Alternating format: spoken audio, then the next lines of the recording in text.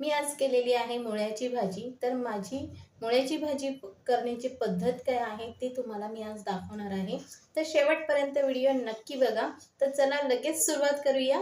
आता मुळ्याची भाजी बाजारामध्ये खूप हिरवीगार आणि ताजी-ताजी मिळते. तर त्याचा आपण फायदा नक्कीच घ्यायचा आहे. तर मी तुम्हाला मुळ्याची भाजी मी कशी बनवली ती या रेसिपीमध्ये दाखवणार आहे. नमस्कार, कांचन वर्ल्ड या चॅनलमध्ये आपलं स्वागत आहे. तर आज मी तुम्हाला दाखवणार आहे मुळ्याची भाजी. तर मला काल छान अशी ताजी मुळ्याची जुडी भेटली होती. तर ती मी अशी सर्व स्वच्छ करून धुवून कापून घेतलेली आहे. एवढी अशी बारीक केलेली आहे. त्यानंतर इथे मी 2 मुळे असे कापून घेतलेले आहेत. छोटे होते म्हणून मी 2 घेतलेले आहेत. एक मीडियम साईजचा कांदा, त्याच्यामध्ये एक मिरची आणि 4-5 लसणाच्या पाकळ्या अशा ठेचून घेतलेल्या आहेत. तर ही बेसिक आपल्याला तयारी करून घ्यायची आहे, म्हणजे भाजी आपली पटकन होते. आता इथे मी कढई गरम करत ठेवलेली आहे. कढई गरम झालेली आहे. यामध्ये 1 पळीभर मी तेल घालत आहे. जेवढी भाजी असेल तेवढं तेल घालायचं आहे. कमी जास्त तेल करू शकता. तर इथे मी पूर्ण 1 पळीभर तेल घेतलेलं आहे.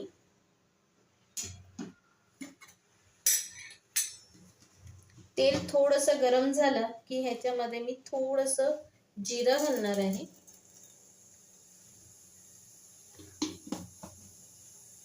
जिरं असं तडतडलं की ह्याच्यामध्ये आता मी कांदा, मिरची आणि लसूण आणि मिरची आधी घालते, म्हणजे लसणाचा फ्लेवर तेलामध्ये उतरतो.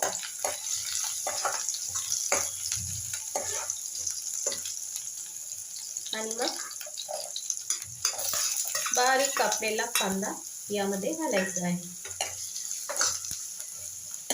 कांदा असा बारीकच कापून घ्यायचा, तर तो भाजीमध्ये लवकर असं मिक्स होऊन जातो.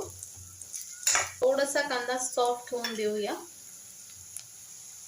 कांदा थोडासा सॉफ्ट झालाय, ह्याच्यामध्ये कापलेला मुळा जो आहे तो परतून घ्यायचा.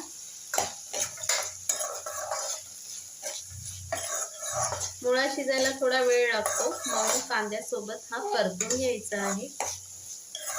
जर असं मीठ ह्याच्यामध्ये घालते, म्हणजे कांदा आणि मुळा लवकर शिजेल. आता यावर झाकण ठेवून 1 ते 2 मिनिटं वाफ काढून मुळा नरम होईपर्यंत आपण ठेवायचं आहे झाकण. 1 मिनिट झालेला आहे. आता आपण झाकण काढून बघूया. बघा, छान वाफ आलेली आहे. मुळा सुद्धा थोडा सॉफ्ट झालेला आहे. आपलेली भाजी जी आहे ती घालूया. आता भाजी एकदा अशी मिक्स करून घ्यायची आहे. परत आपण ही भाजी आता वाफेवरच शिजवायची आहे. 2 ते 3 मिनिटं आपण वाफेवर शिजवून घेणार आहोत. ठेवते आणि 2 ते 3 मिनिटं एक चांगली वाफ काढून घेऊया. 2 ते 3 मिनिटं झालेली आहेत. आता बघा, एक चांगली अशी वाफ निघालेली आहे.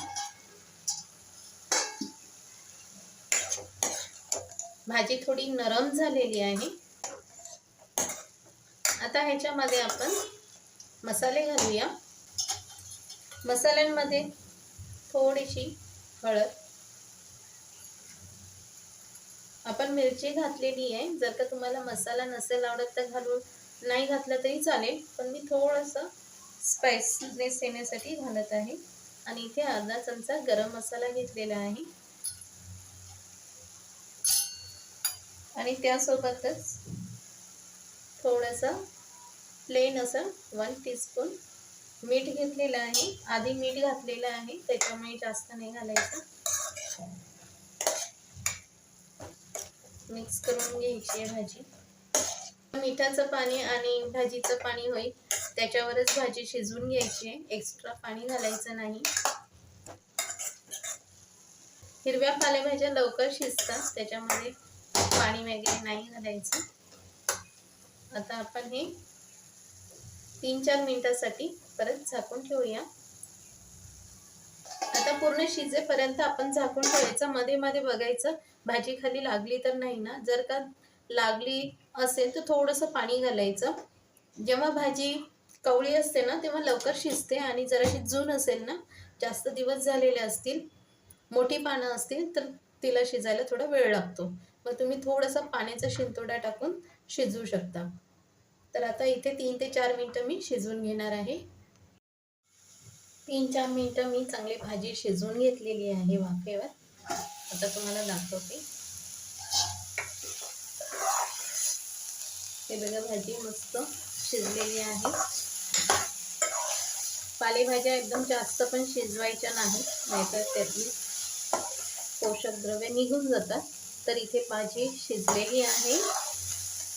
आता ही भाजी तुम्ही चपाती भाकरीसोबत खाऊ शकता, कोणत्याही भाकरीसोबत, भाजीसोबत, आणि डब्यालाही घेऊन जाऊ शकता. खूप छान पौष्टिक भाजी आहे.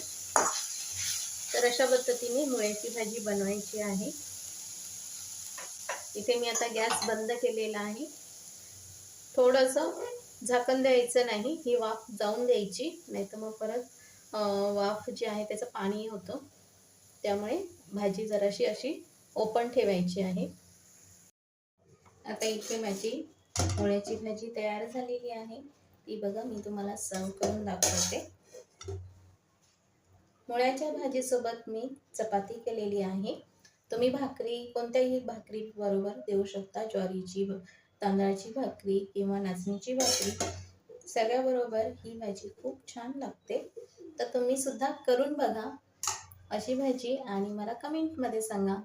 जर का तुम्हाला ही रेसिपी आवडली असेल तर लाईक करा, शेअर करा. नवीन असाल तर सबस्क्राईब करा. आता आपण भेटूया नवीन रेसिपीमध्ये. तोपर्यंत सगळ्यांना माझा नमस्कार.